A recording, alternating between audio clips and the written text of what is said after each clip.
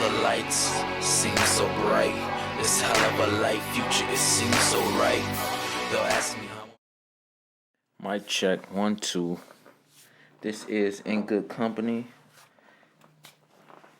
Yeah, I'm your host, Maul Daniels. I like to bring some perspective on a lot of things that's going on right now lately. So I thought we'll switch gears, do some different stuff, do some different medium, try to like really shed some light on some stuff that I feel like must need, it has to get talked about.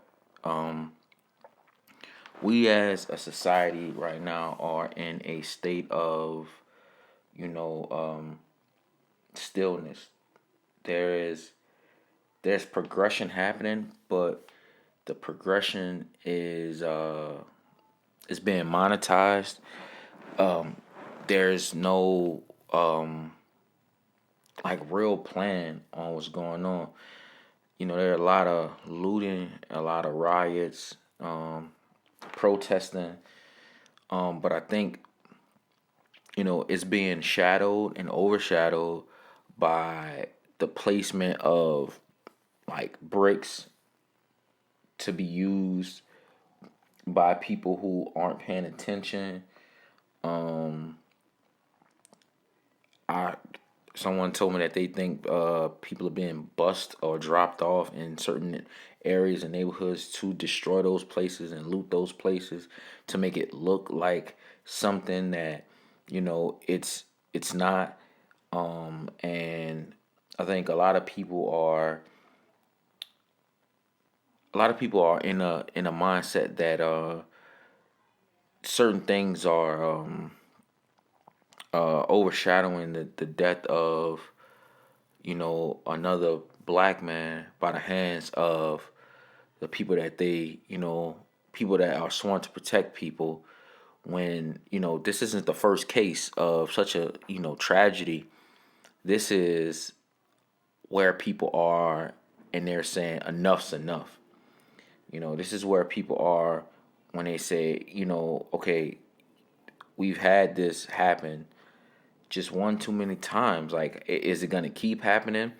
How often and how many times has something like this needs to happen for justice to be served, or just for it not to like take place? Like, I think people forget that one of the main things that you're supposed to do as a law enforcement or a peacekeeping officer is de-escalate the situation, not escalate the situation.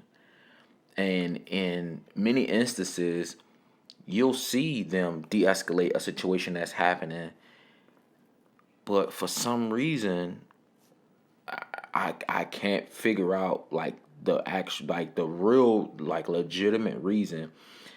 Because I could speculate all day, but I can't figure out the actual reason why they have so many situations to where the situation the police get called, or they're just out there. I don't know how they're out there, but whatever.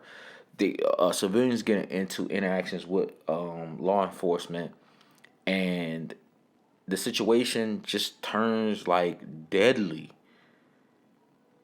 or it turns like for the worse. Someone gets pulled over for, I don't know, making a illegal U-turn, or making a turn, a failure to signal, any of these minor traffic violations, and then it just turns into tasing the person, belittling the person, manhandling the person, or murdering them, which is crazy to me, right? We have turned ourselves into desensitized, apparitions, in my opinion, like corpse-filled apparitions. We've turned ourselves into we so desensitized that you, I just wonder, like, for people who have taken someone's life, and not just like law enforcement, anything like that, but people just in general who've taken people's lives who are not like mentally ill, people that have taken people's lives. How would you feel waking up to a call that someone's taken one of your loved ones' lives, or they took their life, or they died or got killed over a misunderstanding? Like that to me is it's crazy. It's unjust. There's a problem with the way people who take an oath or who are sworn to do a job are overly doing the wrong job. So they're doing a job incorrectly, and then they're overdoing that incorrectness. They're just like overdoing it, and it's costing families, fathers. It's costing families, mothers, aunts, uncles, brothers, and for whatever reason, it just keeps happening. And for stuff that I can't figure out, you have people who want to justify every single situation that has happened to somebody, a person of color, or anyone involved with the police. If they die, a person will try to justify why this person isn't alive. And that's amazing to me that you can try to justify why a person isn't here, other than this person shot back at them, or pulled a knife out. Any of those things. Person can be handcuffed. They could be on the ground, whatever. And you'll get people who say, "Oh, they shouldn't be resisting." Resisting is it's such a relative, like it's such the spectrum of that is so crazy, because to the person that's on the ground fearing that something is about to happen to them, they're panicking, right? They're in a situation to where they're in bondage, both mentally and physically, and they don't know what to do to stop what's happening. They don't want what's happening to happen. And then the person that's doing it, they see them as a threat. No matter if they have them handcuffed, if the person's not talking, any of those things, they're a threat. But their training teaches them to subdue or take care of or decrease the threat level, but yet they feel threatened at all times. That's a problem, because they're going to react all the time, 100%, in a threatening reaction. And there's no reason that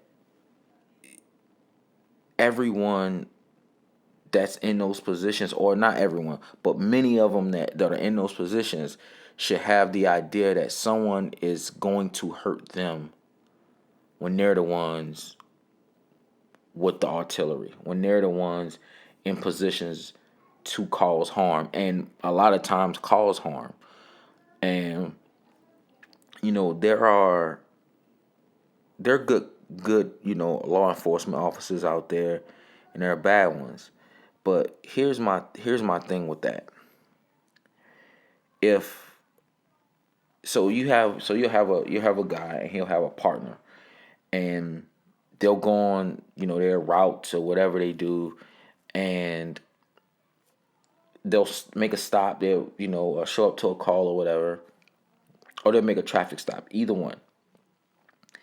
And one of the officers, the one who gets a lot of complaints on them, or whatever the case is, they aggressively handle a situation. Now the other law enforcement officer who doesn't have any issues on his like reports and records and all of that stuff. He has no complaints against him. He would be considered, he's good at his job. He's a good cop, right? Good cop, bad cop. If he watches, or he or she, if they watch a person being subdued and treated like an animal from their partner, and they don't correct them and they don't check them, and they allow this person to murder someone or to abuse, break their arms, do any of these things to them, they're a bad cop too. Because you can't sit around and allow something to happen. If, case in point, in the justice system says, if I'm with you and you murder someone, and I knew, for the most part, if I knew you had intentions on doing this to this person, I'm an accessory. So why is it different? Why is it different for anyone else? Right? I'm taking a life. I felt threatened by this person, so I went to go take their life. If you're with me, you are an accessory. You're guilty by association. So why isn't it the same concept? Why don't the same rules apply? That's a problem. It's a systemic problem that it does not apply. That we are cherry picking who certain things go for and what it doesn't go for. And now people are they're fed up that it's happening. They're fed up that little kids are getting, you know, apprehended and hurt and all of these things when, America truly has lost the very people that have built, you know, the land, who have built on the land. They've lost them because truthfully, they might have never really wanted them. And that's the really scary part. You know, you use people to create all of these things and consume all of this stuff, but you don't respect them, you don't value them, and it's definitely eye opening. A lot of people like to say this stuff is heartbreaking. I disagree. It's truly a learning lesson, and I'm always for learning, and I'm always for teaching, and you should never stop learning, and you should never stop teaching. The idea that once you stop learning, I mean, what are you living for? There's always something to learn. You see, older people now that didn't, get a chance to get certain education opportunities, they're getting them now just because they can, and that says a lot that they were willing to accomplish something. They were willing to learn something that they didn't learn before, that they don't necessarily need. They don't need, um, a certain degree or whatever because they're well into their life. But it's troubling that we have become so invested in the reaction and not the cause. That's an extremely horrible, horrible, horrible problem. That we are people who are so reactive and not proactive is sad, and I don't really see us getting anywhere like that. Like, we got to stop uh trying to like discredit people's thoughts, people's feelings, people's emotions. It has to stop. It has to be on an even kill that we make something happen. We make something pop because nowadays, you know, our our existence isn't based on somebody else's opinion, of us. It shouldn't be. But our livelihood is based on sometimes if someone's having like a bad day or not. It's kind of crazy when you really put that stuff, into perspective. If a law enforcement officer is having a bad day or a suspicious day or whatever the case is, they're having like a crazy day, right? You could die. You could die. And it would be for nothing. They have people who go to Iraq and Afghanistan and Syria and all these places and fight over there. And they come home and get manhandled by the people that they're actually protecting. They're protecting them from foreign threats. They're protecting them from, something that they won't see coming. But they'll come back and get treated like subhuman, and we have to we gotta do better, man, because no one's gonna be here forever. Things are gonna change. Mark my words. Nothing lasts forever. You know, the idea that something would last forever is asinine. You're oblivious to how life works. Things are created to be destroyed. Things are destroyed to be created. Like it happens that way, and it'll continue to happen. It's how life works. You cannot believe that it'll stay exactly the same. It hasn't. But for a certain group of people, it's not moving fast enough. It's just not. It's too slow.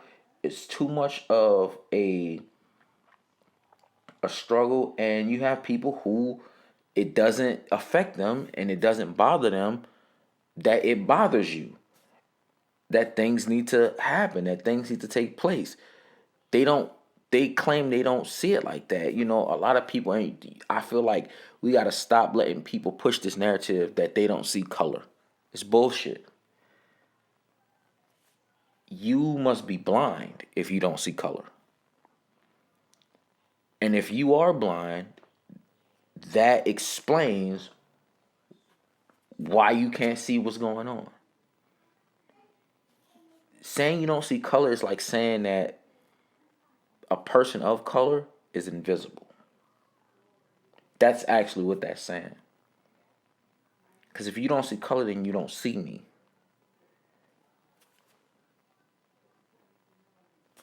Doesn't make sense. So I think that, you need to challenge people when they say they don't see color. It's not true. You definitely see it. It's impossible. If you don't see it, then you don't respect who I am. Whether I be brown, black, Asian, any of these races, islander, whatever.